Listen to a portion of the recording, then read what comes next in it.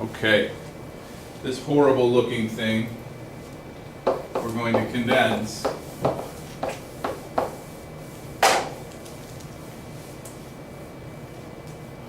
Now when we do these condensations, improper verb tense of condensing, when we do these condensings, I don't know if that's right either.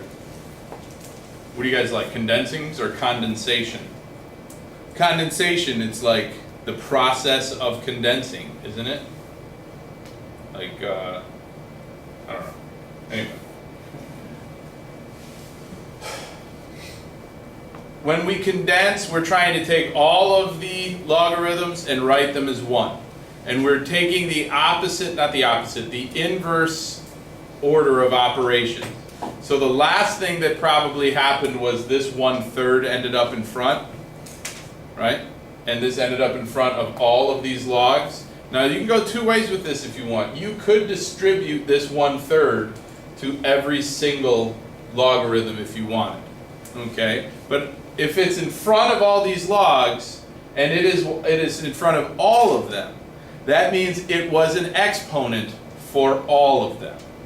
Now I can move that up right away, or I can just wait until I have a singular log. In here, I'll be able to move this into one logarithm and then take that 1/3 and make it the exponent.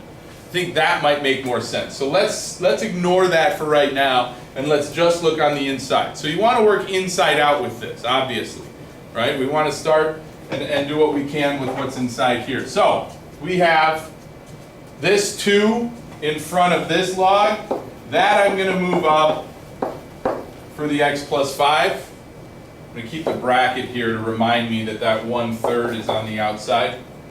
Minus the natural log of x, okay, I don't have any exponents there, minus the natural log of x squared minus 4. If you're wondering, and you might be, if you're wondering why that 2 wasn't written in here, it's because the 2 is not the exponent for what's inside the logarithm. This is what is, quote, inside this natural log. So the 2 is not the exponent for that, it's only the exponent for x.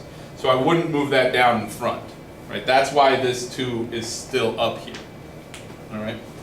So I have this, I've got one long difference, so I've got 2 subtractions.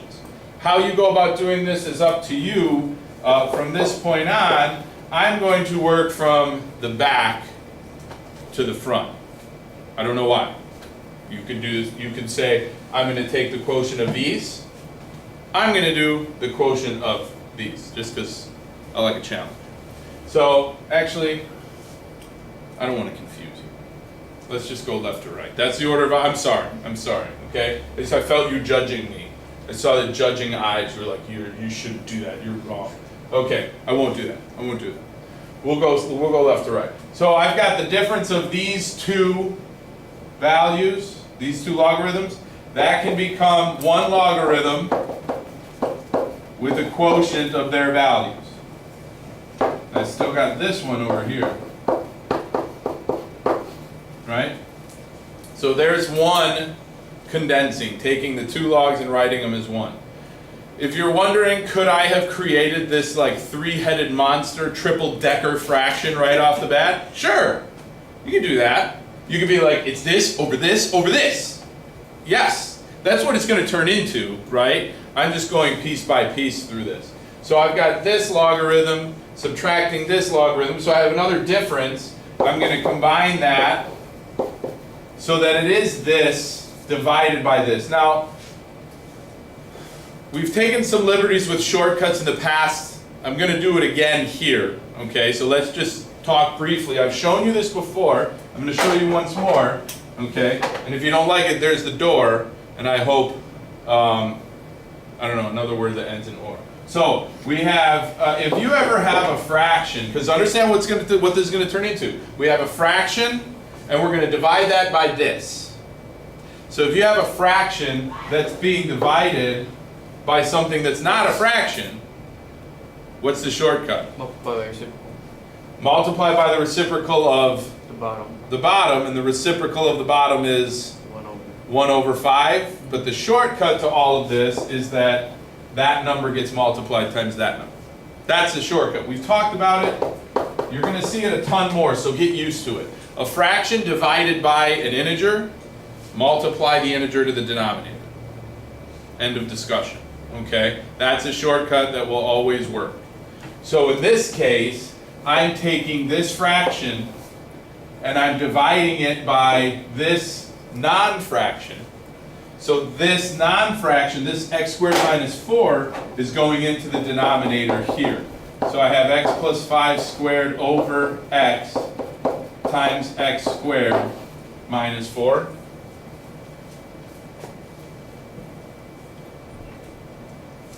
Everybody see that? See what I did? I slid this into that denominator. I did that because it's the difference of logs, so I know it turns into division, and I did the division by just sliding it into the bottom.